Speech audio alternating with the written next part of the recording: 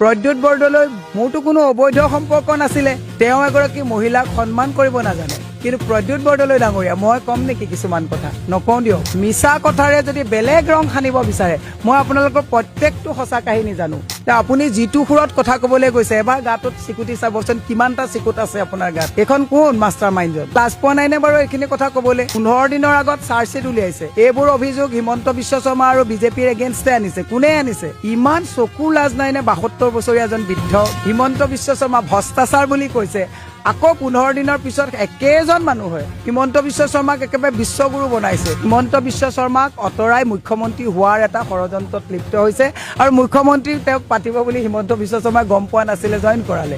নহয়, যদি EVM hack কৰে ঘৰত যদি ইভিএম কেইটা নি পেলাই থৈ দিয়ে তেতিয়াহ'লে জিকিব, কিন্তু বিজেপি কৰ্মীয়েতো তেওঁক ভোট নিদিয়ে। প্ৰদ্যুৎ বৰদলৈ ডাঙৰীয়াই যে RJDত লালু প্ৰসাদৰ লগত কাম কৰিছিল বুলি কৈছে, এইটো কি অপৰাধ নেকি?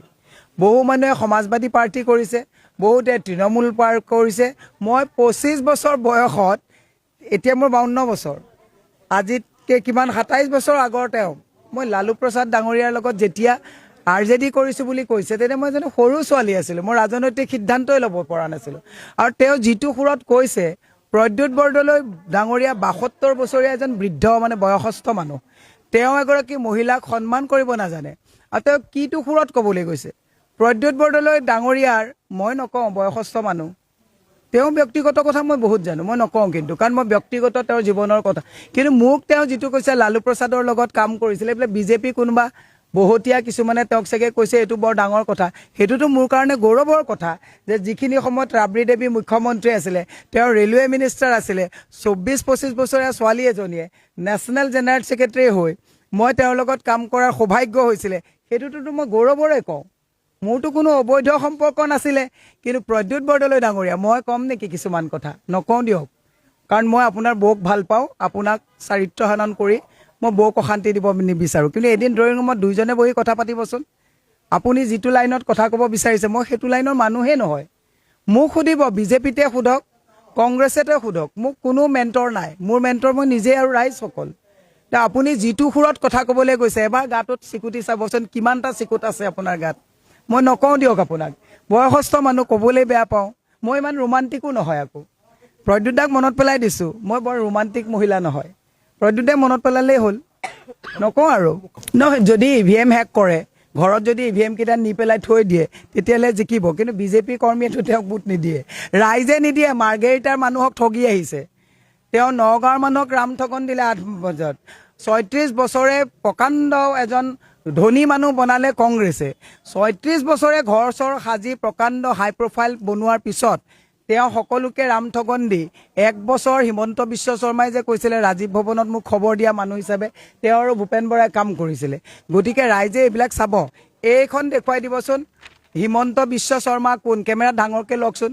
এইখন প্ৰদ্যুৎ বৰদলৈ ডাঙৰীয়াই বনাইছিলে, 10 লাখ কপি এতিয়াও আপোনাৰ দিছপুৰ থানাত অভিযোগনামাখন ৰৈ থৈছে। তাত কি কৈছে হিমন্ত বিশ্ব শৰ্মা কোন, who is the mastermind behind this মানে চাৰ্জশ্বিট। এইখন কোন মাষ্টাৰ মাইণ্ডজন? তেওঁ লাজ পোৱা নাই নে বাৰু এইখিনি কথা ক'বলৈ? 15 দিনৰ আগত চাৰ্জশ্বিট উলিয়াইছে। এইবোৰ অভিযোগ হিমন্ত বিশ্ব শৰ্মা আৰু বিজেপিৰ এগেইনষ্টে আনিছে। কোনে আনিছে?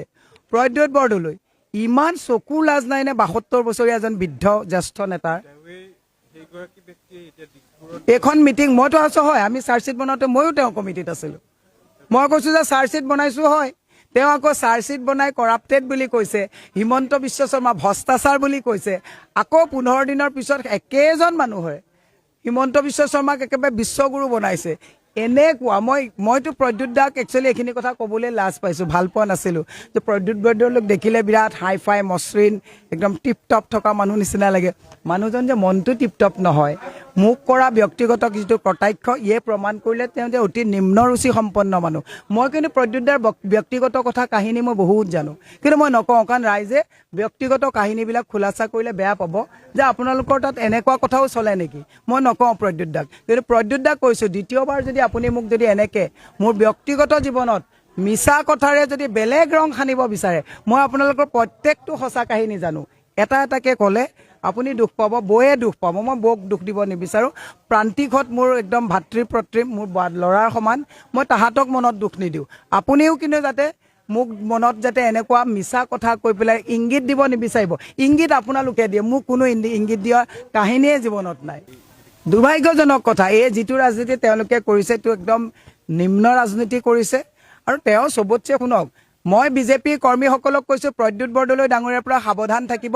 প্ৰদ্যুৎ বৰদলৈ ডাঙৰীয়াই এইখন 15 দিনৰ আগত আপোনালোকক অতি ককথনাৰে, আপোনালোক অতি ভ্ৰষ্টাচাৰী বুলি, আপোনালোকে অসমখন শেষ কৰিলে বুলি প্ৰদ্যুৎ বৰদলৈ ডাঙৰীয়াই এইখন বনাইছিলে। ময়ো আছিলোঁ কমিটিত দেই, মই যিখিনি কথা কৈ আছোঁ সঁচা কওঁ, কমিটিত নহয়, মোকো মাতিছিলে এদিন তেওঁৰ মিটিঙলৈ, এই হেৰিত এপাৰ্টমেণ্ট এটাত তেওঁৰ অফিচত। আৰু তেওঁ সেইদিনাখন কৈছিলে ফটো নল'ব, কিয় ফটো নল'ব বুলি কৈছিলে, কিন্তু মই ফটো লৈ থৈছিলোঁ এই মিটিংখন যেতিয়া বনাইছিলে চাৰ্জশ্বিটৰ, মোৰ তাত কেমেৰা আছে। গোটেই মাষ্টাৰ মাইণ্ড আছিলে তেওঁৰে। আপোনাৰ মই নকওঁ দিয়ক, মহিলাৰ নাম ক'বলৈ দিগদাৰ, তেওঁৰ সেই ছেক্ৰেটাৰী কেইগৰাকীয়ে টাইপ কৰিছিলে। আমান আদুত ডাঙৰীয়াও ইয়াত আছিলে, ময়ো আছিলোঁ, বেদব্ৰত বৰাও আছিলে, আৰু গোটেই মাষ্টাৰ মাইণ্ড মেইন মানুহজন তেওঁ আছিলে। মই বিজেপিৰ কৰ্মীসকলক কৈছোঁ, এখেতে আপোনালোকক ভ্ৰষ্টাচাৰী বুলি কৈ এখন চাৰ্জশ্বিট উলিয়াইছিলে, 10 লাখ কপি দিছপুৰ থানাত মানে এতিয়া চিজ কৰি থৈ দিছে। এইজন মানুহ আপোনালোকক অতি বেয়াকৈ আমি যিমান কৈছোঁ পেন এণ্ড পেপাৰ্ছ কোৱা নাই, ব্লেক এণ্ড হোৱাইট তেওঁ কৈ থৈছে। গতিকে অলপ সাৱধানে থাকিব, কেতিয়া আপোনালোকক ক'ত ফচাই দিব। এতিয়াতো মই শুনিছোঁ নিৰ্মলা সীতাৰামনৰ খুব তেওঁ ঘনিষ্ঠ, JNUত একেলগে পঢ়িছিলে, হিমন্ত বিশ্ব শৰ্মাক অঁতৰাই মুখ্যমন্ত্ৰী হোৱাৰ এটা ষড়যন্ত্ৰত লিপ্ত হৈছে। আৰু মুখ্যমন্ত্ৰী তেওঁক পাতিব বুলি হিমন্ত বিশ্ব শৰ্মাই গম পোৱা নাছিলে, জইন কৰালে। কিন্তু এতিয়া তেওঁৰ কথাটো হৈছে যে কংগ্ৰেছত থাকিলে মুখ্যমন্ত্ৰী তেওঁ হ'ব নোৱাৰিব। হিমন্ত বিশ্ব শৰ্মাক লেং মাৰি তেওঁ এটা বেলেগ লবিত সোমাই মুখ্যমন্ত্ৰী হোৱাৰ সপোন ৰচিছে। সেই কথাটো হিমন্ত বিশ্ব শৰ্মাও কাণত পৰিছে, নিশ্চয় তেওঁ সেই কথাখিনি বুজি পালে ভাল। চাওক, মই আপোনাক কৈছোঁ, মোক টিকেট দিয়াৰ ক্ষেত্ৰত প্ৰদ্যুৎ বৰদলৈ অৰিহণা নাই বুলি মই কেতিয়া ক'লোঁ? সেইকাৰণে মই তেওঁক কটাক্ষ কৰিব বেয়া পাইছোঁ। কিন্তু মোক টিকেট দিয়াৰ কাৰণে মোৰ একেবাৰে মোক লে পাৰ্চন এজনীক টিকেট দিয়া নাই, মই এক্টিভ মানুহ এগৰাকীক টিকেট দিছে। মোক অনুগ্ৰহত টিকেট দিয়া নাই আকৌ, সেইটো কথা প্ৰদ্যুৎ বৰদলৈ ভাবি থ'লে ভাল। মই যেতিয়া জইন কৰিছোঁ ৰিপুণ বৰা ডাঙৰীয়াৰ নেতৃত্বত, জিতেন্দ্ৰ সিং ডাঙৰীয়াৰ নেতৃত্বত, মোক টিকেট দিম বুলিয়ে তেওঁলোকে জইন কৰাইছে, মোক অনুগ্ৰহ নাই কৰা। তেওঁ মোক 2-4খন মিটিং মাৰি দিছে, সহায় কৰিছে, শাৰীৰিক অৰ্থনৈতিকভাৱে অকণমান তেওঁ অনুদান জনাইছে। 1 লাখ 2 লাখ টকা চব মানুহে দিয়ে, আমিও মানুহক সহায় কৰোঁ, সেইটো মই খোল্লা কৈছোঁ, সেইটো হয়। মোক অনুগ্ৰহ কৰিছে নেকি? মই মীৰা বৰঠাকুৰৰ অনুগ্ৰহত টিকেট পোৱা নাই। মই ইমান কষ্ট কৰোঁ দলটোত, বিজেপিত থাকোঁতেও মোৰ সমান কষ্ট কৰা মহিলা কম আছিলে তেতিয়া, কংগ্ৰেছতো মোৰ সমান কষ্ট কৰি ঘূৰি ফুৰা মহিলা অসমত কম আছে। মই এতিয়াও সেইটো ডাঠি কৈছোঁ, অহংকাৰ কৰি নহয়, মই কষ্ট কৰোঁ দলটোত। আৰু সেইকাৰণে দলে মোক স্বীকৃতি দিছে নহয়, 3বাৰ দলে মোক স্বীকৃতি দিছে যে ইমান কষ্ট কৰে। মোক যেতিয়া য'ত যা বুলি কয়, মই দিন ৰাতি একাকাৰ কৰি পেলাই যাওঁ। আজি গৌৰৱ গগৈ ডাঙৰীয়া মই টিকেট পোৱাৰ পিছত কৈছে মৰাণলৈ যাম, মই মৰাণলৈ গৈছোঁ। মোক কৈছে এখন বৰচলাত আপুনি মিটিং কৰি দিব লাগিব, মই নিজেই ইলেকশ্যন খেলিছোঁ, মই যাম বুলি কৈছোঁ। মোক টিকেট প্ৰদ্যুৎ বৰদলৈ ডাঙৰীয়া অনুগ্ৰহ কৰি দিয়া নাই, তেওঁলোকে দাবী ধমকি দি পেলাই টিকেট আনে। মোৰ কাৰণে কোনেও দাবী ধমকি দিয়ে ক'ব পৰা নাই। মই যেতিয়াই বিচাৰিছোঁ দলে মোক স্বীকৃতি দিছে যে আমাৰ ৰাইজে বিচৰা প্ৰতিনিধি আমাৰ মধ্য গুৱাহাটীত পোৱা নাই। এনেকুৱা ধৰণৰ তেওঁ সম্পত্তি কৰিলে নাজানো, অগাধ সম্পত্তিৰ মালিক তেওঁ এতিয়া, আৰু তেওঁ খিলঞ্জীয়াৰ মাটি কিনি ডাঙৰ অট্টালিকা সাজিলে। তে সেইজন এজন আছে আমাৰ গুপ্তাজী, আৰু লগতে সৰু ছোৱালী এজনী আহিছে। তেওঁৰ টিকেট যেতিয়া ফিক্স হৈছে তেতিয়াহে তেওঁ আহিছে লণ্ডনৰ পৰা। তেওঁ আমাৰ সমস্যাৰ বাবে কিমান মাত মাতিব, আমাৰ কাৰণে এটা অচিন কাঠৰ ঘোঁৰা লগোৱাৰ নিচিনা হ'ব। সেই কণমানি ছোৱালীজনীয়ে শিকিব লাগিব সমষ্টিৰ বিষয়ে, কাৰণ আমি বহুত দিনৰ পৰা তাত বাসিন্দা হিচাপত আছোঁ যেতিয়া আমি সমষ্টিৰ বিষয়ে জানো। কিন্তু ইমান টকা পইচা থকা মানুহ যিয়ে টিকেট কিনিব পাৰে, সেই টিকেট কিনা পইচাটো তেওঁ যদি সমাজ কৰ্মত ইউজ কৰিলে আমাৰ বহুত সমস্যা নাইকিয়া হৈ গ'ল হয়। আৰু ব্যৱসায়ী যিহেতু তেওঁৰ পিতৃ, তেওঁ নিশ্চয় ইনভেষ্টমেণ্ট এনে কৰা নাই, জীয়েকক তাত ইনভেষ্টমেণ্ট এনে কৰা নাই, তেওঁ নিশ্চয় তাতে মুনাফা এটা ল'ব সমষ্টিটোক লৈ। আৰু আমি ৰাইজে ভয় খাইছোঁ। মই দলবিলাকক সাহসেৰে ক'ব বিচাৰোঁ, আপোনালোকৰ অকণমানো সচেতনতা নাইনে? জাতীয়তাবোধ একেবাৰে বেছি দিলে নেকি পইচাৰ কাৰণে? আপোনালোকে সমাজকৰ্মী দিব নোৱাৰিলে? ৰাজনীতি চলি আছে তাৰ নিৰ্মূল হ'ব, আৰু অসমত যি অৰাজনৈতিক পৰিৱেশ হৈছে তাক মায়ে সকলো নিৰাময় কৰিব। আৰু হয়, মই আগবাঢ়ি আহিছোঁ, আগবাঢ়ি অহাৰ কাৰণ এইটোৱে যে আমাৰ ৰাইজে বিচৰা প্ৰতিনিধি আমাৰ মধ্য গুৱাহাটীত পোৱা নাই, আৰু ৰাইজে বিচাৰিছে সেইকাৰণে আগবাঢ়ি আহিব লগা হৈছে। কাৰণ মই সমষ্টিটোৰ লগত জন্মগতভাৱে জড়িত, তাত মই খেলা ধূলা কৰি পঢ়া শুনা কৰি ডাঙৰ দীঘল হোৱা, সেই সমষ্টিটোৰ সমস্যাৰ আজি মই ভালকৈ জানো, ৰাইজৰ আৱেগ অনুভূতি ভালকৈ জানো মই। আৰু সেই যি আমি দুজন প্ৰাৰ্থী বৰ্তমান আপুনি ক'লে চৰ্চাত আছে, দুজনে মই বাহিৰাগত বুলি ক'ম এইকাৰণে ক'ম যে এজন আহিছে ইউ পি নে বিহাৰৰ পৰা আহি আমাৰ আমবাৰী কালী মন্দিৰৰ ওচৰত তেওঁ ভাৰতীয় আছিলে আৰু কেনেকুৱা ধৰণৰ তেওঁ সম্পত্তি কৰিলে নাজানো অগাধ সম্পত্তিৰ মালিক তেওঁ এতিয়া আৰু তেওঁ খিলঞ্জীয়াৰ মাটি কিনি ডাঙৰ অট্টালিকা সাজিলে তে সেইজন এজন আছে আমাৰ গুপ্তাজী আৰু লগতে সৰু ছোৱালী এজনী আহিছে তেওঁৰ টিকেট যেতিয়া ফিক্স হৈছে তেতিয়াহে তেওঁ আহিছে লণ্ডনৰ পৰা তেওঁ আমাৰ সমস্যাৰ বাবে কিমান মাত মাতিব আমাৰ কাৰণে এটা অচিন কাঠৰ ঘোঁৰা লগোৱাৰ নিচিনা হ'ব যে তেওঁ দেউতাকৰ কণমানি মৰমৰ ছোৱালী মই বহুত কৈছোঁ যে দেউতাকে তেওঁক বাৰ্থডে গিফ্ট দিব বিচাৰিছেনে সমষ্টিটো আৱেগ অনুভূতিবিলাক ব্যক্ত কৰিছোঁ কাৰণ ক'ব লগা এইকাৰণে বাধ্য হৈছোঁ যে সেই কণমানি ছোৱালীজনীয়ে শিকিব লাগিব সমষ্টিৰ বিষয়ে কাৰণ আমি বহুত দিনৰ পৰা তাত বাসিন্দা হিচাপত আছোঁ যেতিয়া আমি সমষ্টিৰ বিষয়ে জানো তেওঁ জানিব লাগিব তেওঁ আমাৰ মানৱেন্দ্ৰ শৰ্মা হল ক'ত আছে তেওঁ ৰাজীৱ ভৱন কৈছে তাকেই নাজানে সমষ্টিটোত কৃত্ৰিম বানপানী হয় বুলি কৈছে আমাৰ বানপানী নহয় আমাৰ খোৱা পানীৰ সমস্যাহে আছে তেওঁ কৰিব বিচাৰিছে কিন্তু তেওঁৰ সমষ্টিটোক লৈ নলেজ নাই হয়তো তেওঁৰ শিক্ষাগত নলেজ আছে কিন্তু সেই শিক্ষা দীক্ষা থকাৰ লগতে তেওঁ উঠি অহা প্ৰজন্ম জেন জি তেওঁ আমাৰ সংস্কৃতিৰ বিষয়ে জানিব লাগিব আমাৰ ৰহন ধৰণৰ কথাবিলাক জানিব আমাৰ সংস্কৃতিৰ আটাইবিলাক তেওঁ ল'ব লাগিব আঁকোৱালি ল'ব লাগিব আমি মাটিৰ মানুহবিলাকে কেনেকুৱা জীয়াই আছোঁ দেউতাকৰ গাড়ীখনৰ পৰা এচি গাড়ীখনৰ পৰা বাহিৰৰ মানুহ চালে নহ'ব তেওঁ সমষ্টিত খোজ কাঢ়িব লাগিব আমাৰ ৰাস্তা পথৰ কথা জানিব লাগিব আমি কেনেকুৱা সমষ্টিত ভুগি আছোঁ কেনেকুৱা আমাৰ ওপৰত অত্যাচাৰ হৈ আছে শাসক পক্ষৰ দ্বাৰা তেওঁ বুজি তেওঁ আহিলে ভাল তেওঁ উজ্জ্বল ভৱিষ্যত কামনা কৰিছোঁ কিন্তু এইটো নিৰ্বাচন তেওঁৰ কাৰণে নহয় এইটো নিৰ্বাচন তেওঁৰ কাৰণে এইকাৰণে নহয় মইতো ভাবিম তেওঁ ভোটাৰ হিচাপে যোগ্য হোৱা নাই যদি 4-5 দিন আগত তেওঁ লণ্ডনৰ পৰা আহিছে তেওঁ জানিব লাগিব আৰু জানিহে কামবিলাক কৰিব লাগিব যে আমাৰ ওপৰত কেনেকুৱা অন্যায় হৈ আছে তেওঁৰ মাত মাতিব আহিছে আৰু তেওঁ খুব প্ৰভাৱশালী ক্ষমতাশালী আৰু পইচা থকা ঘৰৰ মানুহ মই ভাবোঁ এনেকুৱা চামটোৱেতো সমাজ কৰ্মত যাব লাগে কাৰণ আমাৰ নিচিনা মানুহকে ক্ষমতাৰ দৰকাৰ কাৰণ আমি নিজৰ পইচা পাতি ইমান নাই আমি ৰাইজৰ হকে কাম কৰিব বিচাৰোঁ আমি কাম কৰে সমাজকৰ্মীবিলাকে পইচা নাই কাৰণে তেওঁলোকে যাব লাগে ৰাজনীতিত আৰু তেওঁ সমাজকৰ্মী হিচাপে তেওঁৰ যোগ্যতা তেতিয়া বেছি ভালকৈ বাঢ়ি যায় কিন্তু ইমান টকা পইচা থকা মানুহ যিয়ে টিকেট কিনিব পাৰে সেই টিকেট কিনা পইচাটো তেওঁ যদি সমাজ কৰ্মত ইউজ কৰিলে আমাৰ বহুত সমস্যা নাইকিয়া হৈ গ'ল হয় তেওঁলোক প্ৰতিভাশালী মানুহ তেওঁলোকে দান দক্ষিণা কৰক সমাজ কৰ্মত কাম কৰক আমি ৰাইজৰ মাজত পানী নাই তেওঁৰ দেউতাকে যদি পাইপলাইনৰ ব্যৱস্থাটো কৰি দিলে হয় ডনেশ্যন দিলে হয় তেনে আমাৰ অভাৱ মৰি গ'ল হয় তেওঁলোকে তেনেকুৱা ধৰণৰ নিৰাময় কৰিব হ'লে তেওঁলোকৰ নিচিনা মানুহ ক্ষমতাত অহা দৰকাৰে নহয় আৰু যোনে কাৰাপশ্যন কৰি আৰম্ভণিতে কাৰাপশ্যন কৰি যদি টিকেটটো কিনিছে মই ভাবিম IAS IPS অফিচাৰ এজন যদি পইচা দি যদি তেওঁ ক্ষমতাত আহে তেওঁ নিশ্চয় পইচা তাৰ পৰা ওলাই লৈ যাব আৰু ব্যৱসায়ী যিহেতু তেওঁৰ পিতৃ তেওঁ নিশ্চয় ইনভেষ্টমেণ্ট এনে কৰা নাই জীয়েকক তাত ইনভেষ্টমেণ্ট এনে কৰা নাই তেওঁ নিশ্চয় তাতে মুনাফা এটা ল'ব সমষ্টিটোক লৈ আৰু আমি ৰাইজে ভয় খাইছোঁ আমাৰ প্ৰাৰ্থী দুজনক লৈ ভয় খাইছোঁ আৰু ৰাইজে মই বহি গৈছিলোঁ মই ভাবিছোঁ মই প্ৰতিদ্বন্দ্বিতা নকৰোঁ যিহেতু নিৰ্দলীয়ভাৱে প্ৰতিদ্বন্দ্বিতা কৰাটো টান কিন্তু ৰাইজে মোক সাহস দিছে আৰু মই চেলেঞ্জ কৰিব বিচাৰিম এই দুজন প্ৰাৰ্থীক যদি তেওঁলোকে নিৰ্দলীয় হৈ প্ৰতিদ্বন্দ্বিতা কৰিব পাৰে মোৰ বিৰুদ্ধে কাৰণ নিৰ্দলীয় হৈ তেওঁলোকে যে থিয় হয় ঘৰৰ ভোটকেইটাৰ বাহিৰে একো নাপায় তেওঁলোকে লগো লগাইছে লগো এনেকুৱা লগাইছে আমি ৰাস্তাত যে ফুটপাথত কেতিয়াবা নাইকিৰ ষ্টিকাৰ দেখা পাওঁ জোতা পৰি আছে নাইকিৰ ষ্টিকাৰ লগাই আছে আমি নাইকি শ্ব'ৰুমত কিনিব আমাৰ ক্ষমতা নাই কিন্তু নাইকিৰ আমি লগোটো ভাল পাওঁ কাৰণ আমি ফুটপাথৰ পৰা নাইকিৰ আমি মনৰ শান্তি দিবৰ কাৰণে নাইকিৰ চিম্বল থকা জোতাযোৰ পিন্ধি লওঁ ঠিক তেনেকুৱা কৰি তেওঁলোকে এটা 3rd গ্ৰেড 4th গ্ৰেড বস্তু এটাত মানে নাইকিৰ ষ্টিকাৰটো লগাই মানে ফুলৰ পদুম ফুলটো লগাই হাতখন লগাই জাহাজখন লগাই তেওঁলোকে ভাবিছে আমাৰ কামটো হৈ যাব কিন্তু ৰাইজ ইমান মূৰ্খ নহয় গুৱাহাটীবাসী ৰাইজ আমাৰ স্থানীয় বাসিন্দা ইমান মূৰ্খ নহয় যে আপুনি লগোটো লগাই দিলে আপুনি জাতীয়তাবাদী হৈ যাব আপুনি লগোটো লগালে আপুনি ভুৱা হিন্দুত্ববাদী পৰিচয় কৰিব তেনেকুৱা নহয় আৰু মই এইখিনিতে আমাৰ দলবিলাকক ক'ব বিচাৰোঁ যিহেতু মই নিৰ্ভীক মই দলবিলাকক সাহসেৰে ক'ব বিচাৰোঁ আপোনালোকৰ অকণমানো সচেতনতা নাইনে জাতীয়তাবোধ একেবাৰে বেছি দিলে নেকি পইচাৰ কাৰণে আপোনালোকে সমাজকৰ্মী দিব নোৱাৰিলে আপোনালোকে সমাজৰ কাৰণে কাম কৰা খেলুৱৈ দেশৰ নাম কৰা খেলুৱৈ মই দেশৰ কাৰণে নাম কৰা খেলুৱৈ মই বিচৰা নাই যে মোকেই দিয়ক কিন্তু আমাৰ সমাজ আমাৰ বহুত আছে আমাৰ বহুত মানুহ আছে আমাৰ তাতে সমষ্টিত ৰিয়ান পৰাগৰ নিচিনা আমাৰ কামাখ্যা বাইদেউৰ নিচিনা মানুহ আছে আমাৰ বহুত আছে ৰিয়ান পৰাগৰ আইতা আছে তেনেকুৱা ধৰণৰ সমাজকৰ্মী বহুত আছে আৰু বিভিন্নজন আমি নাম কৰা মানুহ আছে তাতে ভাল ডক্টৰ আছে ইঞ্জিনিয়াৰ আছে কিন্তু ৰাজনীতিক পৰিৱেশটো আপোনাৰ এনেকুৱা কিয় কৰি দিছে যে ৰজাৰ পুত্ৰহে ৰাজকুমাৰ হ'ব স্পন্সৰ কৰা মানুহজনৰ জীয়েকজনহে ইলেকশ্যন খেলিব এইটো নহয় এইটো একেবাৰে বেয়া ৰাজনৈতিক পৰিৱেশ এটা কৰিছে আৰু এনেকুৱা নকৰিব দল সংগঠন আপোনাক বিশ্বাস কৰিছে আপোনাৰ প্ৰতীক চিহ্নটোক বিশ্বাস কৰিছে আমি অটল বিহাৰী বাজপেয়ীক চাই বিজেপিৰ ওপৰত বিশ্বাস কৰোঁ আৰু এতিয়া পৰিস্থিতি যদিও বেয়া আমি জৱাহৰলাল নেহৰুক চাই হাতখনক বিশ্বাস কৰোঁ আমি জাতীয়তাবাদত ভুল গৈ আমি এই চান্দা পাৰ্টিটোক বিশ্বাস কৰি আছোঁ বৰ্তমান ঠিক তেনেকুৱা ধৰণৰ বস্তুবিলাক হৈ আছে অৰাজনৈতিক পৰিৱেশ হৈ আছে আপোনালোকে নিৰ্মূল কৰক এইবিলাক দল সংগঠনবিলাক ঠিক হওক দল সংগঠনৰ প্ৰাৰ্থী যেতিয়া আপুনি বিচাৰ বিবেচনা কৰিব দল সংগঠনবিলাকে চলাবৰ কাৰণে আপুনি স্পন্সৰৰ প্ৰাৰ্থী দিলে নহ'ব, দল সংগঠন চলাবৰ কাৰণে এনেকুৱা কৰি আমাৰ জাপি দিলে নহ'ব, আমি মনে নিবিচৰা প্ৰাৰ্থী আমাক দিলে নহ'ব।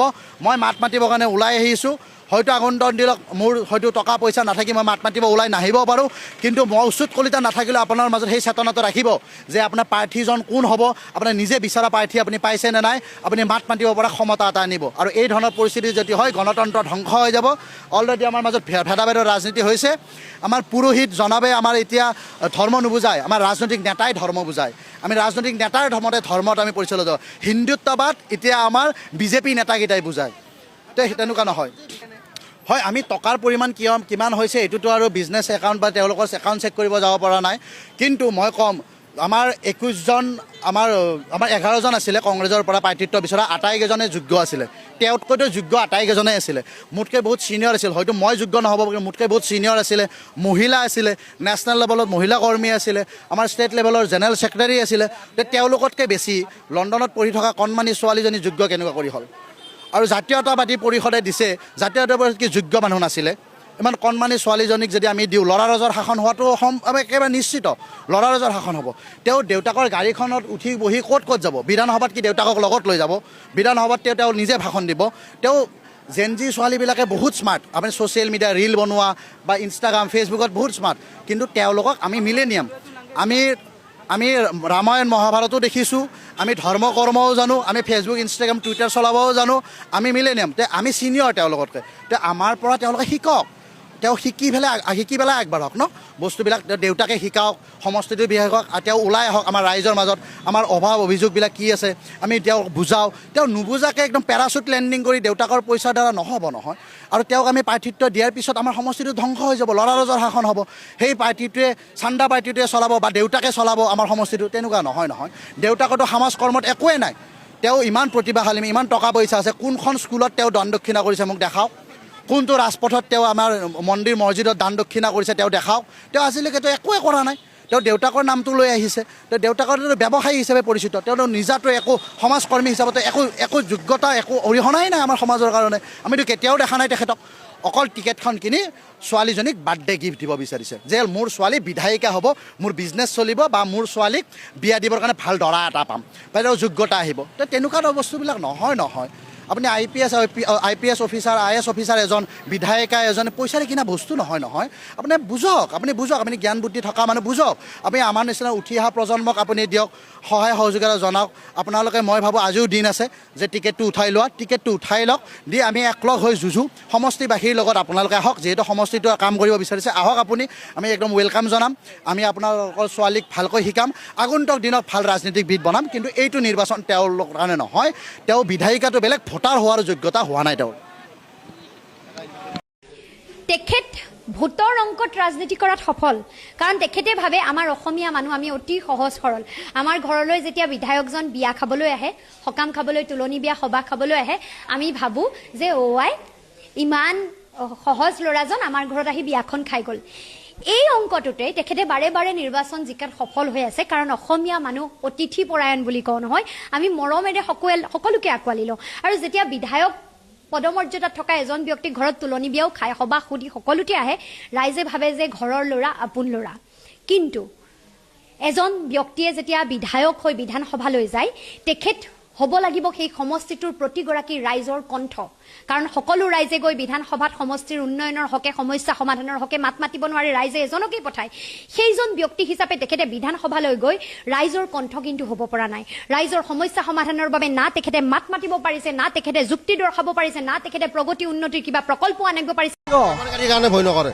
কাৰ গাড়ী? মামাৰ গাড়ীৰ কাৰণে। আমাৰ গাড়ী এইবিলাক কি ক'লে, সেইটো হেমন্তৰ মামীৰ গাড়ী, এইবিলাক সেই কাৰণে ভয় নকৰে। গাড়ী টাচ কৰিলে বোলে কয় বোলে কুপে চাইছোঁ সেই বুলি কয়। বহুত দিগদাৰ হৈছে, গুৱাহাটীখন বৰবাদ হৈ গৈছে এই গ্ৰীণ বাছ কেইটাৰ কাৰণে।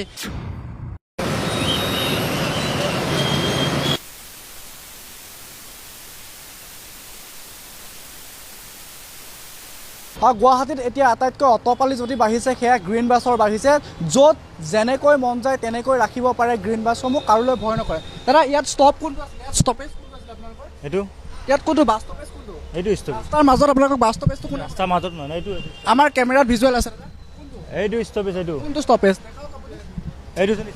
কেনেকৈ তাত কোনটো ষ্টপেজ গ্ৰীণ বাছৰ অটপালি আমি প্ৰথমখন দেখুৱাইছোঁ আৰু দেখুৱাম গ্ৰীণ বাছৰ এয়া ৰাস্তাৰ মাজত ইয়াতে ষ্টপেজ কোনটো মই দেখাইছোঁ ইয়াতে ষ্টপেজ কোনটো দেখাইছোঁ তাতে এই ৰাস্তাৰ মাজত এক মিনিট দাদা ৰ'ব ষ্টপেজ কোনটো আপুনি দায়িত্বত আছে এতিয়া ইয়াতে আপোনালোকৰ কোনো দায়িত্ব নাছিলে গ্ৰীণ বাছ য'ত মন যায় যেনেকৈ মন যায় আপোনালোকৰ দায়িত্ব থাকে নে নাথাকে আমাৰ দায়িত্ব থাকে আমাৰ কথা নুশুনে কিয় নুশুনে আপোনালোক আৰক্ষী আপোনালোকৰ ফাইন কাটো আৰু ফটো মাৰিব দিছে ইয়াতে কোনো গুৰুত্ব নিদিয়ে আপোনালোকক আৰক্ষীক আজিৰ দিনটোত গ্ৰীণ বাছৰ কোনেও ভয় নকৰে কিয় মামাৰ গাড়ীৰ কাৰণে ভয় নকৰে কাৰ গাড়ী মামাৰ গাড়ীৰ কাৰণে আমাৰ গাড়ী ভয় নকৰে আপোনালোকে ফাইন কাটে নে নাকাটে ফাইন কাটে আমাৰ ছাৰে ফাইন কাটি আছে এইটো এদিনে ACP ছাৰে কৈছে যে গাড়ী ফটো মাৰি পেলাই দিবি ইয়াতে কোনো গুৰুত্ব নিদিয়ে কিয় আপোনালোকক বহুত আৰক্ষীৰ ওপৰত অভিযোগ আছে যে আৰক্ষীয়ে গ্ৰীণ বাছসমূহৰ পৰা খুচুৰা কিবা লয় আমিতো একো নলওঁ আমাৰ পৰা সেইগিলি একো নাই আমি পইচা লোৱা কোনো কথা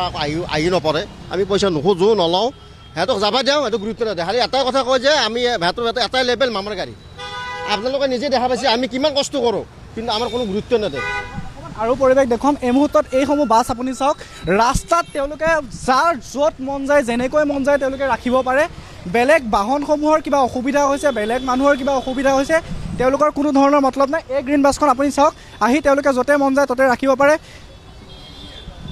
আৰু মই দেখুৱাইছোঁ আমাৰ লগতে আমি আৰক্ষীকো লৈ আহিছোঁ আমি আৰক্ষীকো লগত লৈ আহি আমি এই পৰিৱেশ দেখুৱাবলৈ চেষ্টা কৰিছোঁ ইয়াত আপোনালোকে বাছ ষ্টপেজ কোনটো আপোনালোকে মোক দেখুৱাওক আমাক দেখুৱাওক কেমেৰাত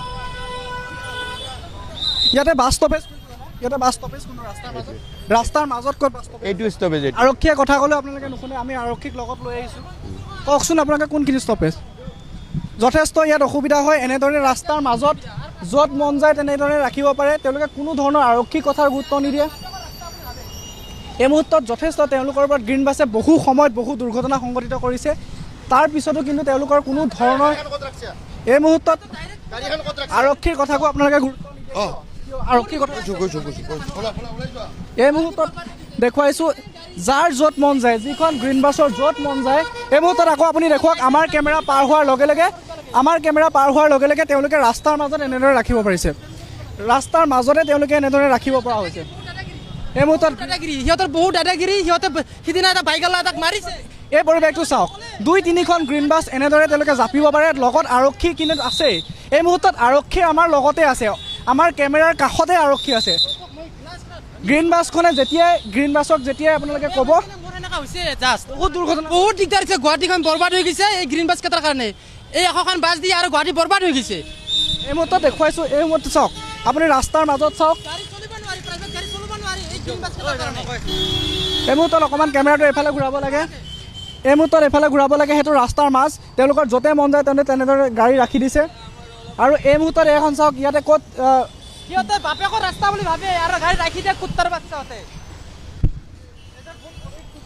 আৰু কি ক'ব গ্ৰীণ বাছে এতিয়া মোৰ আটাইতকৈ ভয়ংকৰ যদি গ্ৰীণ বাছবিলাকৰ কাৰণে সিহঁতে মানে ইয়াৰ পৰা 50 মিটাৰ যাব আৰু বাছ ষ্টপেজ এটা বনাব 50 মিটাৰ যাব আৰু বাছ ষ্টপেজ যাব সিহঁতে বাছ ষ্টপেজত কোনো নহয় তাতে এবাৰ ৰখিছে আহি কিনে ইয়াতে ৰখিব মানে গোটেইকেইটা মানে বাছবিলাক মানে চব জাগাতে ষ্টপেজ বনাই ৰাখিছে নিজৰ ষ্টপেজত নিজে মানুহ উঠাব লাগে কিন্তু নিজৰ ষ্টপেজত কাম নকৰে গোটেই ৰাস্তাৰ মাজে মাজে এটা ৰেপিডো ভাড়া নাপাওঁ এটা অটো ভাড়া নাপাওঁ 4-5খন গ্ৰীণ বাছ এনেদৰে ৰাস্তাৰ মাজত ৰাখিব পৰা হৈছে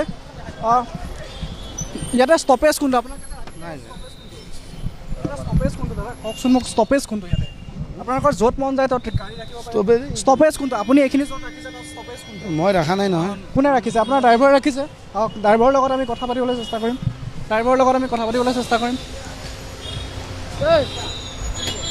ৰ'ব অকণমান ৰৈ দিয়ক আপোনালোকে যে এইখিনি ৰাস্তাৰ মাজত যে ৰাখিছে ইয়াতে ষ্টপেজ কোনটো ৰাস্তাৰ মাজত ষ্টপেজটো কোনে দিলে আমাৰ কেমেৰাত ভিজুৱেল আছে দাদা আমি অন কেমেৰা আপোনাক প্ৰত্যেকগৰাকী গুৱাহাটী মহানগৰবাসীয়ে এটা কথা কৈছে যে গ্ৰীণ বাছ হোৱাৰ কাৰণে যিমান সুবিধা হৈছে তাতকৈ 3 গুণ বেছি অসুবিধা হৈছে য'ত যেনেদৰে মন যায় আপোনালোকে ৰাস্তা ব্লক কৰি ৰাখে কিছুমান ড্ৰাইভাৰ ৰাখে কিন্তু আমি নাৰাখোঁ আপোনাৰ গাড়ীখন এই মুহূৰ্ততো ৰাস্তাৰ মাজমজিয়াত আছে মই যদি কেমেৰাটো ইয়াৰ পৰা নমাই দিওঁ তেনেহ'লে আপোনাৰ ৰাস্তাৰ মাজত এই মুহূৰ্ততো ব্লক আছে এয়া গ্ৰীণ বাছৰ এই মুহূৰ্তত অটপালি আমি দেখুৱাইছোঁ অন কেমেৰা গ্ৰীণ বাছৰ অটপালি দেখুৱাইছোঁ এই মুহূৰ্তত এইখন গ্ৰীণ বাছ চাওক আহি তেওঁলোকে যেনেদৰে মন যায় তেনেদৰে ৰখাব মন গ'লে তেওঁলোকে ৰখাই দিব। সেইখন এয়া পল্টন বজাৰ। এজন আৰক্ষীয়ে ইয়াত একো কৰিব নোৱাৰা অৱস্থা হৈ যায় গ্ৰীণ বাছসমূহ, যাৰ যেনেকৈ মন যায় তেনেকৈ তেওঁলোকে ৰাখি দিব পাৰে। এইখন এনেদৰে আচলতে ৰখাইছে। কেৱল গ্ৰীণ বাছ কেইখনেই নহয়, তাৰ আগতে যিসমূহ য়েল্ল' কালাৰৰ যিসমূহ বাছ আছিল এই বাছসমূহ এনেদৰে ৰখাইছে। এই মুহূৰ্তত এয়া পল্টন বজাৰ সমগ্ৰ যিটো আচলতে ট্ৰেফিক পইণ্টটো আছে, যিটো নেপালী মন্দিৰৰ ফালে যাব পাৰি, সেই যিটো ট্ৰেফিক পইণ্ট আছিল, সেই ট্ৰেফিক পইণ্টটো এই মুহূৰ্তত আৰক্ষীৰ নিয়ন্ত্ৰণৰ বাহিৰত। আমি অন কেমেৰা দেখুৱাইছোঁ, আমি কোনো মিছা কথা কৈ আপোনালোকক আমি গ্ৰীণ বাছৰ বিৰুদ্ধে ইউজ কৰিব অহা নাই। সেই গ্ৰীণ বাছখন চাওক আপুনি, ৰাস্তাৰ মাজত তাত কোনো ধৰণৰ ষ্টপেজ নাই, য'ত যেনেকৈ মন যায় তেনেকৈ তেওঁলোকে ৰখাব পাৰে। সেইখন গ্ৰীণ বাছ আহিছে। প্ৰত্যেকখন গ্ৰীণ বাছক আপুনি লক্ষ্য কৰক, প্ৰত্যেকখন গ্ৰীণ বাছ ৰাস্তাৰ মাজত ৰাখে তেওঁলোকে। এই মুহূৰ্তত মই আৰু তেওঁলোকৰ বাছৰ চালক আছে, মই তেওঁলোকৰ লগত কথা পাতিবলৈ চেষ্টা কৰিম। আমি অন কেমেৰা গোটেই পৰিৱেশটো দেখুৱাই যাবলৈ চেষ্টা কৰিছোঁ। প্ৰত্যেকখন বাহন আমি দেখুৱাবলৈ চেষ্টা কৰিছোঁ, যাৰ য'ত মন যায় তেনেদৰে খুলিব পাৰে। তেওঁলোকে এই মুহূৰ্তত দুৱাৰ খুলিবলৈ তেওঁলোকে ভয় কৰিছে নে নাজানো কি কৰিছে, কিন্তু গ্ৰীণ বাছৰ এই মুহূৰ্তত যি দাদাগিৰি, সেই দাদাগিৰি দেখুৱাবলৈ চেষ্টা কৰিছোঁ। প্ৰত্যেকখন বাহন এই মুহূৰ্তত তেওঁলোকৰ য'ত যেনেদৰে মন যায় তেনেদৰে ৰাখিব পাৰে। এই মুহূৰ্তত এখন গ্ৰীণ বাছ চাওক আপুনি, ইয়াত কোনো ধৰণৰ বাছ ষ্টপেজ নাই। এই মুহূৰ্তত এয়া দেখুৱাইছোঁ, এখন আপুনি চাওক, এখন গ্ৰীণ বাছ নহ'লেও অন্য এখন ৰঙৰ বাছ। ইয়াতে আপুনি ৰাস্তাৰ মাজমজিয়াত ক'ত ষ্টপেজ আছে আপুনি মোক দেখুৱাওক। অন কেমেৰা দেখুৱাইছোঁ, ইয়াত ষ্টপেজ ক'ত আছে, ইয়াতে ষ্টপেজ কোনটো দাদা? এটা বাছ ৰাস্তাৰ মাজত বাছ ষ্টপেজ কোনটো? এয়া চাওক, এনেদৰে আচলতে এইখন বাছ চাওক, ৰাস্তাৰ মাজত ইয়াত বাছ ষ্টপেজ কোনটো? ইয়াতে বাছ ষ্টপেজ কোনটো? ইয়াতে ৰাস্তাৰ মাজত বাছ ষ্টপেজ কোনটো? ৰাস্তাৰ মাজত বাছ ষ্টপেজ কোনটো? কিয় মাৰিছে কিয়? ৰাস্তাৰ মাজত বাছ ষ্টপেজ কোনটো? এইখন নহয়, আপোনালোকক যাব দিম। ৰাস্তাৰ মাজত দাদা, এইখন জাগিৰোড যাব। ৰাস্তাৰ মাজত জাগিৰোডৰ বাছ, জাগিৰোড নৰখ, ৰাস্তাৰ মাজত এইখন ৰখাইছে। আমি মানে আপোনালোকে এখন ৰখাই দিব নাই ৰখোৱা। এয়া এই মুহূৰ্তত তেওঁলোকৰ যুক্তি, তেওঁলোকে গুৱাহাটীত নচলে, তেওঁলোকে জাগিৰোডত যাব। এয়া এই মুহূৰ্তত আৰক্ষী। আপোনালোকক এই মুহূৰ্তত গ্ৰীণ বাছে ভয় নকৰে? নহয়, মই কৈ হুইচেল বাজি থাকিলেও হেৰি কৰি থাকিলেও ভয় নকৰে মানে? ভয় নকৰে, এক কথাটো না। কিয় ভয় নকৰে? আৰক্ষীক গ্ৰীণ বাছৰ ড্ৰাইভাৰে কিয় ভয়? এইবিলাক কি ক'লে, সেইটো হেমন্তৰ মামীৰ গাড়ী, এইবিলাক সেইকাৰণে ভয় নকৰে। গাড়ী টাচ কৰিলে বোলে কয়, বোলে কুবি চাইছোঁ সেই বুলি কয়। এই মুহূৰ্তত যদি আপোনাক কওঁ, তেনেহ'লে আটাইতকৈ ভয়ানক কথাটো হ'ল যে গ্ৰীণ বাছে কোনো ধৰণৰ আৰক্ষীক, এগৰাকী হোমগাৰ্ড হওক, এগৰাকী কনষ্টেবল বা বিভিন্ন ধৰণৰ পৰ্যায়ৰ আৰক্ষীক কাৰোৱে ভয় নকৰে। এই মুহূৰ্তত গ্ৰীণ বাছে ৰাস্তাৰ মাজত য'ত যেনেকৈ মন যায় তেনেকৈ গ্ৰীণ বাছসমূহ ৰাখে। বাকী যান বাহনসমূহ ৰৈ থাকে, তেওঁলোকে যাব নোৱাৰে, সেয়া তেওঁলোকৰ লগত কোনো মতলব নাই। কোনো ধৰণৰ বাছ ষ্টপেজৰ কথা নাই। এই মুহূৰ্তত গ্ৰীণ বাছসমূহ য'ত যেনেকৈ মন যায়। আপোনাক আমি আৰু এটা প্ৰমাণ দেখুৱাব বিচাৰিম। এখন গ্ৰীণ বাছ আহিছে, সেইখন কিছু সময়ৰ পিছতে যদি আমাৰ কেমেৰাটো দেখি তেওঁলোকে নৰখাই নাজানো, কিন্তু আহিয়ে তেওঁলোকে ৰাস্তাৰ মাজতে ৰাখিব। তেওঁলোকৰ এয়া বৈশিষ্ট্য। এয়া চাওক, আমি ৰাস্তাৰ মাজত বাইদেউ, মই এই মুহূৰ্তত সুধিব বিচাৰিছোঁ, ইয়াতে বাছ ষ্টপেজ কোনটো? ৰাস্তাৰ মাজত বাছ ষ্টপেজ কোনটো? ইয়াতে বাছ ষ্টপেজ কোনটো দাদা? মোক অকণমান দেখুৱাই দিয়ক। ৰাস্তাৰ মাজত বাছ ষ্টপেজটো কেতিয়া পালে? ইয়াতে বাছ ষ্টপেজ আছে, কিন্তু এইটো নহয় একজেক্টলি। আপোনাৰ ৰাস্তাৰ মাজত বাছ ষ্টপেজ পালে এনেওতো আপোনালোকে ৰাস্তাৰ মাজত ৰ'বই, 2 মিনিট ৰখাই দিয়ক। এই মুহূৰ্তত এইখন চাওক, অন কেমেৰাটো অকণমান ঘূৰাব লাগে। গ্ৰীণ বাছ আমি ভিতৰৰ পৰা পৰিৱেশ দেখুৱাবলৈ চেষ্টা কৰিছোঁ। আপোনালোকে আৰক্ষীক ভয় নকৰে?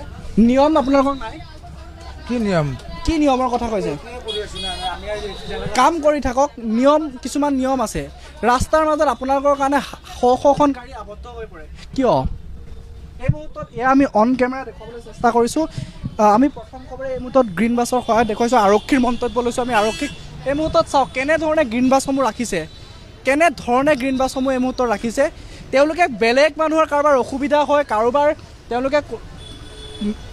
তেওঁলোকৰ কাষৰে 108 এম্বুলেঞ্চ সেৱা পাৰ হৈ যাওক, অগ্নি নিৰ্বাপক বাহিনীৰ বাহন পাৰ হৈ যাওক, তেওঁলোকৰ মতলবেই নাই, তেওঁলোকৰ কোনো ক'ব লগা নাই। মুঠতে তেওঁলোকে বাহনসমূহ ৰাখিব, গ্ৰীণ বাছ ৰাখিবই। এই মুহূৰ্তত এয়া ৰাস্তাৰ মাজত। তেওঁলোকক যদি সোধে, এই মুহূৰ্তত তেওঁলোকে বাছ ষ্টপেজ বুলি ক'ব। ইয়াত বাছ ষ্টপেজ কোনটো? এই মুহূৰ্তত আমি আৰক্ষীৰ শীৰ্ষতম আমি ডিচিপিগৰাকী, যিগৰাকীয়ে ট্ৰেফিক ডিচিপি, তেওঁ বহুত যান বাহনৰ নীতি নিয়মৰ কথা কয়। তেওঁক আমি এই মুহূৰ্তত দেখুৱাব বিচাৰিছোঁ। পৰিবহণ বিভাগৰ বিষয়াসকলক আমি দেখুৱাব বিচাৰিছোঁ। অন কেমেৰা আমি দেখুৱাবলৈ চেষ্টা কৰিছোঁ। এই মুহূৰ্তত এয়া আজিৰ দিনটোত গুৱাহাটী মহানগৰ আটাইতকৈ চিন্তাৰ যিটো বিষয় সেয়া হৈছে গ্ৰীণ বাছ আৰু এই মুহূৰ্তত এয়া আৰক্ষীৰ সন্মুখত আছে দুফালে দুখন ৰাস্তা ব্লক কৰি এই মুহূৰ্তত দুখন ব্লক কৰি তেওঁলোকে গ্ৰীণ বাছসমূহ ৰাখিছে অৰ্থাৎ আজিৰ দিনটোত আমি পৰিবহণ বিভাগক দেখুৱাব বিচাৰিছোঁ আৰক্ষীৰ শীৰ্ষ মহলক দেখুৱাব বিচাৰিছোঁ যে আপোনালোকক তিল মানুহ গুৰুত্ব নিদিয়ে আপোনালোকক তিল মানুহ ভয় নকৰে গুৱাহাটী মহানগৰত চলিত প্ৰত্যেকখন গ্ৰীণ বাছে যাৰ য'ত মন যায় তেনেদৰে আপোনালোকে গ্ৰীণ বাছক ৰাখিব পাৰে গ্ৰীণ বাছে ড্ৰাইভাৰসমূহ বা হেণ্ডিমেন আছে সেয়া তেওঁলোকে অন কেমেৰা তেওঁলোকে দাদাগিৰি কেনেধৰণে কৰিলে আমি সেই পৰিৱেশ আমি আপোনালোকক দেখুৱাইছোঁ যদি আপোনালোকে বিশ্বাস নহয় আমাৰ ভিজুৱেলছটো সম্পূৰ্ণকৈ চাওক আমি সেয়াও দেখুৱাম গতিকে আপোনালোকে সময় থাকোঁতে ব্যৱস্থা গ্ৰহণ কৰক কাৰণ গ্ৰীণ বাছৰ বাবেই বহু সময়ত বহু দুৰ্ঘটনা সংঘটিত হৈ আছে আৰু যাতে দুৰ্ঘটনা সংঘটিত নহয় তাৰ ব্যৱস্থা আপোনালোকে কৰক জুবিন গাৰ্গক চিজাৰ আছে বুলি প্ৰত্যেকজনে জানিছিল ইমান এলকহল গোটেই ৰাতি খোৱাৰ পিছত তেওঁক নাৱত লৈ গ'ল কিয় নাৱত লৈ যোৱাৰ পিছত তেওঁক সাগৰত সাঁতুৰিব দিলে কিয় সাগৰত সাঁতুৰিবলৈ আকৌ লাইফ জেকেটটো নোহোৱাকৈ দিলে কিয় সাগৰত সাঁতুৰিব নোখোজাৰ পিছতো তলৰ পৰা শেখৰে চিঞৰিলে কিয় আহক আহক তাৰপিছত শেখৰে কিয় ক'লে ব'লক দূৰলৈ যাব পাৰোঁ আমাৰ প্ৰশ্ন কুৱেশ্যনবোৰ তাত লাগি আছে মতে কোনো জুবিন গাৰ্গ চিনি নাপায় আৰু ছিংগাপুৰৰ গভৰ্ণমেণ্টে বা তাৰে পুলিচে বা তাৰ লয়ে কোন শেখৰ কোন শ্যামকানু কোন সিদ্ধাৰ্থ চিনি নাপায় ন ছিংগাপুৰৰ মই সেইটোৰ লগত মোৰ একো মতলবেই নাই আমি সেইটো হ'ব বুলি জানিছিলোঁ অনাৰেবল CMে কৈছিল পানী নখসৰা এখন চাৰ্জশ্বীট প্ৰথমতে পানী চানী সৰি গৈ টঙা টেংকি ফুটিয়ে থাকিলে নাওখন এই মানুহৰ পৰা আমি কি ন্যায় বিচাৰি আছোঁ মই সেইকাৰণে কৈছোঁ ন্যায় নালাগে মই এতিয়া কৈছোঁ মই ন্যায় আশাও নকৰোঁ মোৰ এতিয়া এটাই কথা মই এটাৰ ওপৰতে আশা কৰিছোঁ ভগৱান সঁচা অৰ্থত জুবিন গাৰ্গে ন্যায় পাবনে কালিৰ দিনটোত আপুনি যদি চাব যায় যে কৰোনাছ আদালতৰ এটা গুৰুত্বপূৰ্ণ ৰায়দান আৰু সেই ৰায়দানৰ পিছতেই এটা গুৰুত্বপূৰ্ণ যি প্ৰশ্ন উত্থাপন হৈ আছে যে সঁচা অৰ্থত জুবিন গাৰ্গৰ এই ন্যায় কিমান দূৰ সম্ভৱ সেই সন্দৰ্ভত আমি কথা পতাৰ চেষ্টা কৰিম বিভিন্নজনৰ সৈতে আমি কথা পাতি আছোঁ আৰু কথাটো হৈছে যে এই মুহূৰ্তত আমাৰ সৈতে উপস্থিত আছে জুবিন গাৰ্গৰ সহশিল্পী পাৰ্থপ্ৰতিম গোস্বামী পাৰ্থদা কালিৰ দিনটোত যদি চাব যায় যে জুবিন গাৰ্গৰ যি কৰোনাছ আদালতৰ পৰা এটা ৰায় আহিলে যে জুবিন গাৰ্গৰ মৃত্যু সহজ মৃত্যু সেয়া কথা স্পষ্ট হৈ গ'ল কিন্তু তাৰ পৰৱৰ্তী প্ৰেক্ষাপটটো কেনেধৰণে হ'ব পাৰে অসমত বিশেষকৈ যিহেতু এটা ন্যায় প্ৰক্ৰিয়া চলি আছে ন্যায়ালয়ত গতিকে কি দেখিছে আপুনি চোৱা প্ৰথম কথা মই আজি 2-3 মাহ আগতে কৈছোঁ যে ছিংগাপুৰৰ যিটো কেছ দিছে বা ছিংগাপুৰৰ যিটো জুবিন গাৰ্গৰ মই তেতিয়া কৈছোঁ এইটোত একো ভেলু নাই কিয় ভেলু নাই চোৱা ছিংগাপুৰ এখন টুৰিষ্টৰ ওপৰত নিৰ্ভৰ কাণ্ট্ৰি এখন আৰু ছিংগাপুৰৰ গভৰ্ণমেণ্টে বা তাৰে পুলিচে বা তাৰ লয়ে কোন শেখৰ কোন শ্যামকানু কোন সিদ্ধাৰ্থ চিনি নাপায় ন খালি এটাই প্লাছ পইণ্ট আমি পালোঁ তেওঁলোকৰ যিখন পষ্টমৰ্টম ৰিপৰ্ট যে তাতে অধিক মাত্ৰা এলকহল বডিত আছে এতিয়া আমাৰ প্ৰশ্নটো তাৰ পৰা আহিব তেওঁলোকে কেতিয়াও খুচৰি নাচায় কিয় আছে তেওঁলোকৰ চক তেওঁলোকৰ মতে কোনো জুবিন গাৰ্গ চিনি নাপায় এজন টুৰিষ্ট আহিছিল ইণ্ডিয়াৰ পৰা সাগৰত সাঁতুৰিব গৈছে ডুবিলে তেখেতৰ মৃত্যু হ'ল ফিনিছ দ্যাটছ দ্য ষ্টৰী মই এইটো 3 মাহ আগতে কৈছোঁ তাতে সেইটোৱে ৰায় হ'ব এতিয়া আমাৰ ষ্টৰীটো হ'ল কি আমি সেইটোত মই ভাবোঁ আমি সেইটোত আমি কোনো মানে আমি দুখ কৰিব নালাগে বা আমি সেইটোৰ কাৰণে একো আশা এৰিব নালাগে কাৰণ চোৱা সেইটো তাতে সেইটো হ'ব বুলি মই 3 মাহ আগতে কৈছোঁ আমাৰ কথাটো হ'ল কি এতিয়া আমাৰ এটাই প্লাছ পইণ্ট যে আমি তাত গম পালোঁ পষ্টমৰ্টম ৰিপৰ্টত জুবিনৰ অংগত বহুত মাত্ৰা বেছি এলকহল আছে এতিয়া প্ৰশ্নটো তাত আহে জুবিনৰ বডিত ইমান এলকহল আহিল ক'ৰ পৰা জুবিন গাৰ্গক চিজাৰ আছে বুলি প্ৰত্যেকজনে জানিছিল ইমান এলকহল গোটেই ৰাতি খোৱাৰ পিছত তেওঁক নাৱত লৈ গ'ল কিয় নাৱত লৈ যোৱাৰ পিছত তেওঁক সাগৰত সাঁতুৰিব দিলে কিয় সাগৰত সাঁতুৰিবলৈ আকৌ লাইফ জেকেটটো নোহোৱাকৈ দিলে কিয় সাগৰত সাঁতুৰিব নোখোজাৰ পিছতো তলৰ পৰা শেখৰে চিঞৰিলে কিয় আহক আহক তাৰপিছত শেখৰে কিয় ক'লে ব'লক দূৰলৈ যাব পাৰোঁ আমাৰ প্ৰশ্ন কুৱেশ্যনবোৰ তাত লাগি আছে ছিংগাপুৰৰ মই সেইটোৰ লগত মোৰ একো মতলবেই নাই আমি সেইটো হ'ব বুলি জানিছিলোঁ চ' আমি ভাবোঁ আমি কেতিয়াও এইটো লৈ পেলাই আমি কেতিয়াও মন ভাঙিব নালাগে মই জানো যে আল্টিমেটলি এতিয়া কিন্তু সোধা মোৰ প্ৰশ্নটো এটাই কথা আমাৰ চাৰ্জশ্বীটখন কিমান ষ্ট্ৰং মই সেইদিনা এটা লাষ্ট কথা ক'লোঁ মোৰ এতিয়া বিশ্বাস নোহোৱা হ'ল কাৰণ চাৰ্জশ্বীটখন প্ৰথমতে আমাৰ নিজৰ অনাৰেবল CMে কৈছিল পানী নখসৰা এখন চাৰ্জশ্বীট প্ৰথমতে পানী চানী সৰি গৈ টঙা টেংকি ফুটিয়ে থাকিলে নাওখন দুটাতে হাৰিলোঁ নে আমি প্ৰথম দুটাত এতিয়া ভয় হৈছে বাকী চাৰ্জশ্বীটখনৰ কি লেখা আছে চ' সেইকাৰণে মোৰ আৰু তাৰ আগতে মোৰ এটা কথা যে আমি অলপ আগতে তুমি যেনেকৈ ক'লা আমি যে চবেই জাষ্টিছ ফৰ জুবিন লিখি আছোঁ মই সেইটো চিঞৰিয়ে আছোঁ 6 মাহে জাষ্টিছ ফৰ জুবিন অকল লিখি দিলে নহ'ব আজি আমি দেখিছোঁ আমি এখন ডেম'ক্ৰেটিক পাৰ্টি ইলেকশ্যন হ'বই ইলেকশ্যনত মানুহে পাৰ্টিক ছাপোৰ্ট কৰিবই মানে ইলেকশ্যন ৰেলী ওলাবই অ'কে সেইটোত আমাৰ একোৱেই নাই, সেইটো হ'ব লগা গ্ৰাম্য ক্ৰান্তি হ'বই। সেনেকুৱা ৰেলী জুবিন গাৰ্গৰ ন্যায়ৰ কাৰণে কেইটা ওলাল? মোৰ প্ৰশ্নবোৰ তাত। ৰেলী ওলাওক, ভাল কথা, ডেম'ক্ৰেটিক কাণ্ট্ৰি, পাৰ্টি হ'ব, নিজৰ নিজৰ পাৰ্টি কোনোবাই ছাপৰ্ট কৰিব, ইলেকশ্যনত কোনোবা জিকিব, কোনোবা হাৰিব, নিজৰ কেম্পেইনিং কৰিব, ভেৰি গুড, কৰক। সেনেকুৱা জানো ৰেলী কেইটা ওলাল জুবিনৰ ন্যায় বিচাৰি? দুখ লাগিছে তাত। সেইখিনি সময়ততো ন্যায় নোলাল। এতিয়া ফেচবুকত বহি পেলাই ময়ো লিখি দিব পাৰোঁ, বুমৰাই বল কৰিলে মই 5টা 6 মাৰিম, বেটখন লৈ পেলাই পিছত খাৰা হ। মুখেদি ক'লে নহ'ব মই বুমৰা বলত 5টা 6 মাৰিম, তই বেটখন লৈ খাৰা হচোন বুমৰাৰ মুখত। চ' সেনেকৈ মই বাৰে বাৰে কৈ আছোঁ, জাষ্টিছ ফৰ জুবিন লিখিলে নহ'ব। আজি যে ইমান ৰেলী ওলাল, আৰু তাৰ মাজতে দেখিলোঁ একচামেতো জুবিন গাৰ্গ আমাৰ হেৰুৱাল ঢুকোৱাৰ কাৰণেতো বিৰাট ভাল পাইছে, আনন্দিত। কোন তেওঁলোক, কিহৰ বাবে তেওঁলোকে ভাল পাইছে? কিয় ভাল পাইছে নাজানো, আনন্দিত কাৰণে জুবিন গাৰ্গৰ ঢুকোৱাৰ পিছত পোষ্টাৰত গুৰ মাৰিছে, ন্যায় বিচাৰ পোষ্টাৰ ফালি দিছে। তেওঁলোকে ফূৰ্তি পাইছে কাৰণে ফালিব পাৰিছে, তুমি পাৰিবানে? মই এটা অচিনাকি মানুহ, এজন অচিনাকি মানুহ যোনজন ঢুকাইছে তেওঁৰো পোষ্টাৰ এখন লাট মাৰিব বা ফালিব নোৱাৰোঁ। তেওঁলোকে তাৰমানে অন্তৰৰ পৰা সুখটো ওলাই গৈছে, থাকিব পৰা নাই তাৰমানে। তো সেনেকুৱা মানুহ থাকিলে আমি কি ন্যায় পাম? সেই মানুহৰ পৰা আমি কি ন্যায় বিচাৰি আছোঁ? মই সেইকাৰণে কৈছোঁ ন্যায় নালাগে। মই এতিয়া কৈছোঁ মই ন্যায় আশাও নকৰোঁ। মোৰ এতিয়া এটাই কথা, মই এটাৰ ওপৰতে আশা কৰিছোঁ, ভগৱান আৰু যদি সঁচাই অনুৰাগী অসমৰ ৰাইজ আছে তেওঁলোকহে আছে। আৰু মই কওঁ অসমৰ বুলি নহয়, পৃথিৱীত যেতিয়া ৰাইজ একগোট হয় ন, তাতকৈ ষ্ট্ৰং পৃথিৱীত একোৱে হ'ব নোৱাৰে। তেওঁলোকৰ আগত কোনো নীতিকে তাৰমানে। তো তেওঁলোকক মই আকৌ সুধিছোঁ, আপোনালোকে যে জুবিনক ভাল পাইছে, সঁচাখিনি দেই, যিখিনি সঁচা জুবিনৰ অনুৰাগী আছে, আপোনালোকে যে ভাল পাইছে, অন্তৰৰ পৰা ভাল পায় জুবিনৰ কাৰণে, মই কিন্তু পাইছোঁ দেই। মই পৰহিও ৰাতিপুৱা পাইছোঁ, বয়সস্থ মানুহ, মোক চিনি নাপায়, ৰাস্তা দি মই যাওঁতে নুনমাটিত, চি মাষ্ট বি 70+ হ'ব, লগৰে এজন 60+ হ'ব। মোক ফটকৈ সুধিলে, ভাইটি তুমি গোস্বামী নহয় যে? মই হয়। বিশ্বাস কৰিবা, হুকাই কান্দি দিছে। জুবিনৰ কাৰণে হুকাই কান্দি দিছে। মোক দেখা পাই কৈছে, তোমাক দেখা পালে এনেকুৱা লাগিল যে মোৰ জুবিনক মোৰ নিজৰ সন্তান এটা হেৰুৱা নিচিনা লাগিল। চ' সেইখিনি আচল। কিন্তু তেওঁ কৈছে আমি দুখীয়া সৰু মানুহ, আমাৰ মাত কোনে মাতিব, আমি ভয়তেতো মাতিবই নোৱাৰোঁ। চ' মই কৈছোঁ যিখিনিয়ে মাতিব পাৰে এটলিষ্ট আপোনালোকেতো মাতক। আৰু মই বাৰে বাৰে কৈছোঁ যে আমি ঘৰত বহি অকল ন্যায় লিখিলে ন্যায় নহ'ব। ছেকেণ্ড কথা, মোৰ আৰু এটা কথা, আমি কেইদিনমানৰ আগত চাওক, আমিতো নাজানিছিলোঁ ন, আমিতো আৱেগিক হৈছিলোঁ, জুবিন গাৰ্গ সাঁতুৰিব গ'ল, ডুবিলে। আমাক কোনে মনত সোমাই দিলে যে জুবিন গাৰ্গ? এটা কথা আপোনাক সুধিব বিচাৰিছোঁ যে জুবিন গাৰ্গৰ এই মৃত্যুক লৈ ক'ৰবাত নহয় ক'ৰবাত কনস্পিৰেচি আছে, ক'ৰবাত নহয় ক'ৰবাত ষড়যন্ত্ৰ দেখা পাইছে? মইতো কওঁ 110% ষড়যন্ত্ৰ কনস্পিৰেচি থাকিব লাগিব। কনস্পিৰেচি নহ'লে এটা মানুহে অকলে লৈ গৈ জুবিন গাৰ্গক ছিংগাপুৰত এনেকৈ কনস্পিৰেচি কৰি কাৰোবাৰ বেকত ভাল পাৱাৰফুল ভাল মানুহ আহিলে কাৰো খা নাই।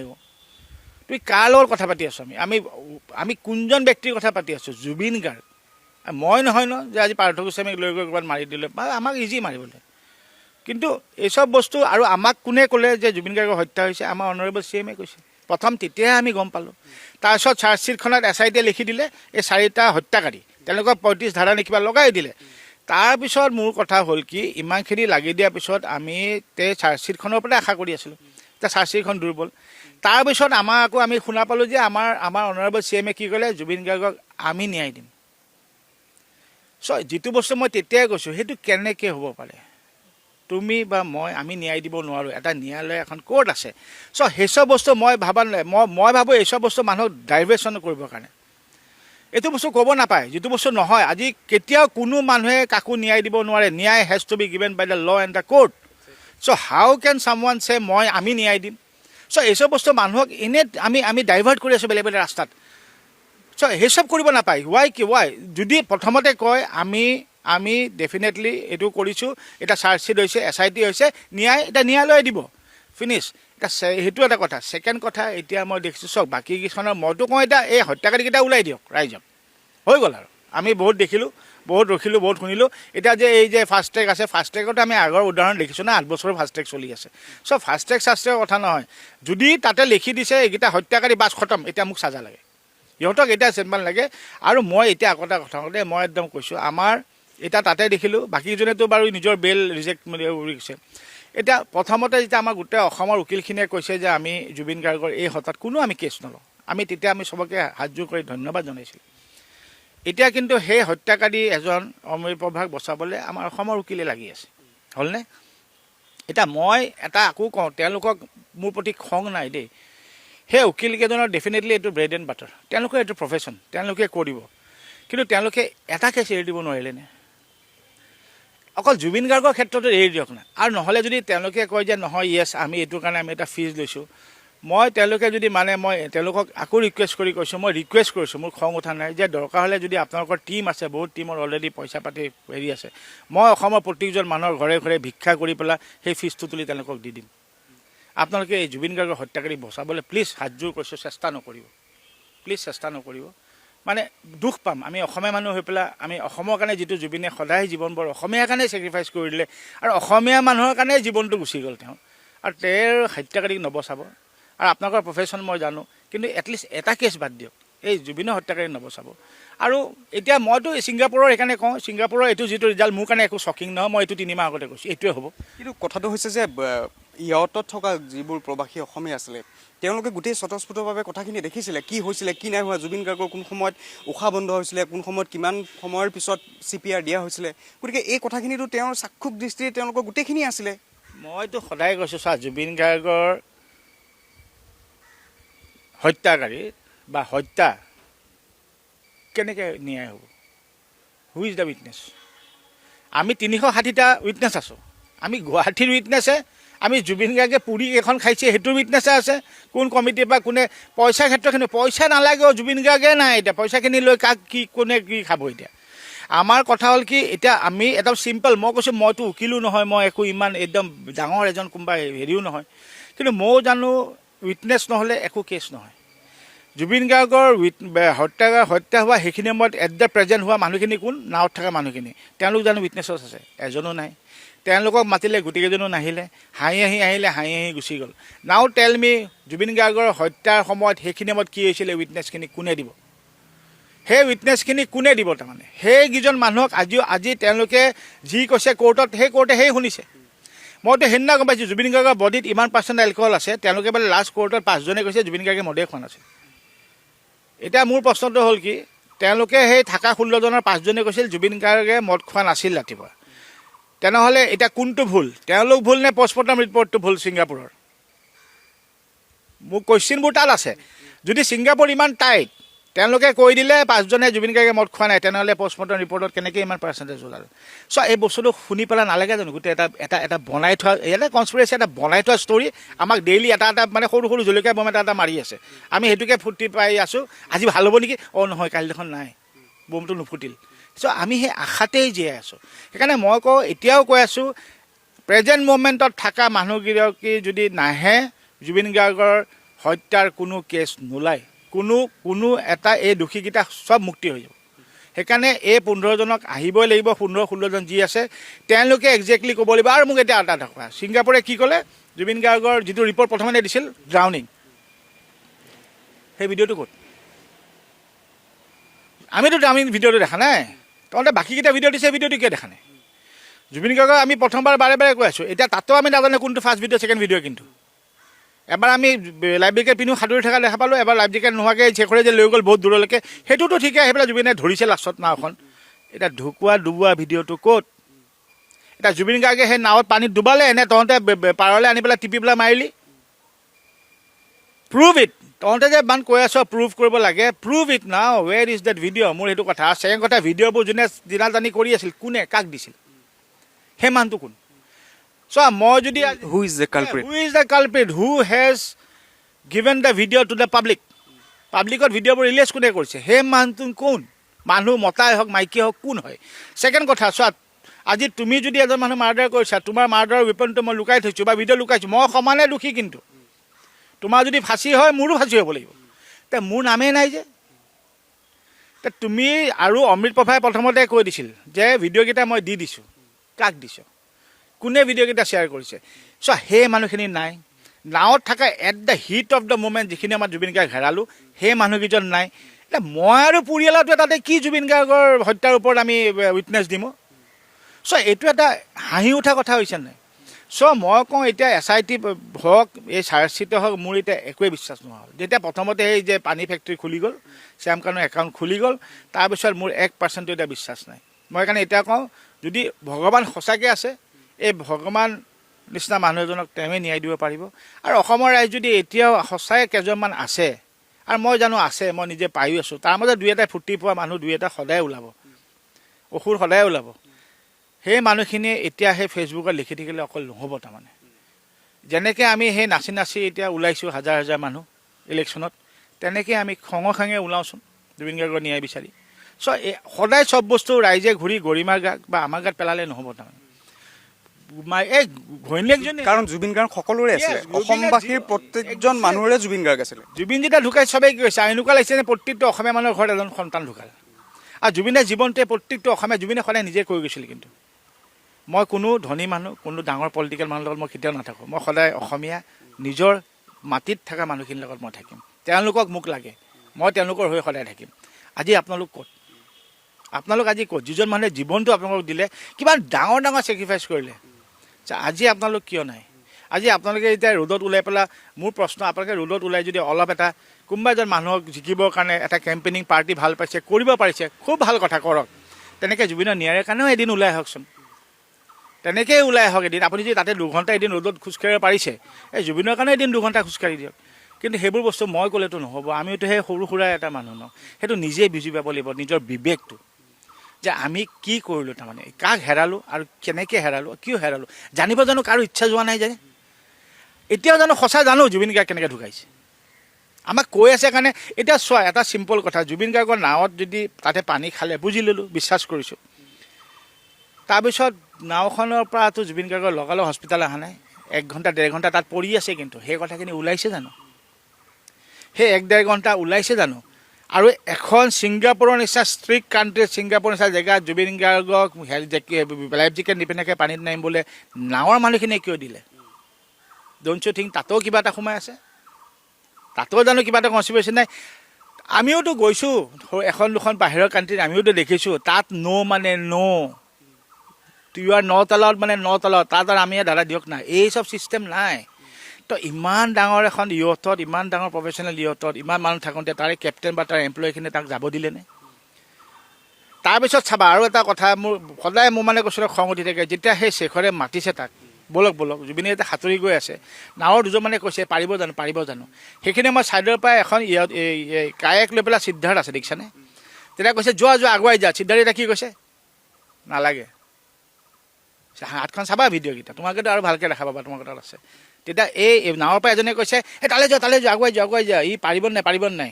তেতিয়া সিদ্ধাৰ্থ সেই কায়েকখন বৈ পেলাই দেখাইছে, একো নাই হ'ব। তাৰপৰা তহঁতে বিচাৰিছ সি যাওক আৰু ডুবক। ইমানখিনি আমিয়ে আমাৰ চকু দি দেখা পাই বুজি আছোঁ। বাকী এতিয়া মানে মই বুজি নাপাওঁ, মইতো একো বুজিবলৈ এতিয়া চেষ্টা নাই। এইচব মানে দেখিছোঁ যে মানে দুখবোৰ লাগি আছে, কাৰণ এতিয়া যিহেতু জুবিনৰ পোষ্টাৰো ফালিল, লাঠু মাৰিল, তাৰপিছত আৰু মইতো আশাই নকৰোঁ। এতিয়া এটাই আশা মই আকৌ কৈছোঁ, যিখিনি সঁচাই জুবিনক ভাল পাইছিল, জুবিনৰ অনুৰাগী, সঁচাই জুবিনক বিচাৰে আপোনালোকে যে কেনেকৈ আমি জুবিনক হেৰালোঁ, আপোনালোক কিবা এটা কৰি মাত মাতক। আপোনালোকে মাত মাতা নেৰিব। আৰু বাকী ভগৱান সেই তেওঁলোকৰ ওপৰতে মই আশা ৰাখিছোঁ। আৰু মই কিন্তু বিশ্বাস দেই, যোনে হওক কালপিত, এইকেইটাতো কালপিত বুলি আমাক SIT-য়ে ক'লে, তাৰপিছত আৰু মইতো মৰাই দিনলৈকে নামানো। এবাৰ এতিয়া SIT-য়ে এতিয়া লগাই দিলে ধাৰা, এইকেইটাই জুবিন গাৰ্গক মাৰ্ডাৰ কৰিছে, তাৰপিছত আৰু ঘূৰালে বা কৰিলে মই নামানো। তুমি মাৰ্ডাৰ কৰিছা, এতিয়া তোমালোকেতো 3 মাহ ষ্টাডি কৰিহে কৰিছা, তাৰপৰা মোৰ মতে এইকেইটা হত্যাকাৰী হয়ে, এই হত্যাকাৰী মোক শাস্তি লাগেই। আৰু বাকী যিমান জল্দি হয় সিমান সোনকালে লাগে, সেইটোৱে কথা।